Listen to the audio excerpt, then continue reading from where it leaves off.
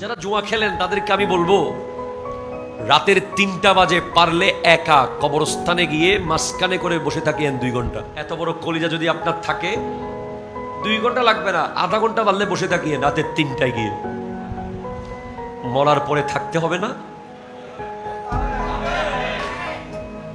হবে। জান কিভাবে কবজ হবে? কালো কসকসে কাপড় নিয়ে আজরাইল আলাইহিস সালাম জাহান্নামের কালো কালো ফেরেশতাদের বহর নিয়ে আসবে। এমন ভয়ঙ্কর সিচুয়েশন হবে, মনে হবে পৃথিবীর সমস্ত সমুদ্রের পানি তার গায়ের দিকে আসতেছে। মনে হবে সমস্ত কাঁটাযুক্ত গাছ তাকে জড়িয়ে ধরতেছে।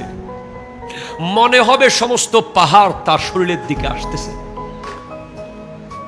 শরীরের প্রত্যেকটা রগে রগে রুটাকে বের করা হবে। চোখ দিয়ে রু বের হবে, নাকের ছিদ্র দিয়ে রু বের হবে, কানের ছিদ্র দিয়ে রু বের হবে।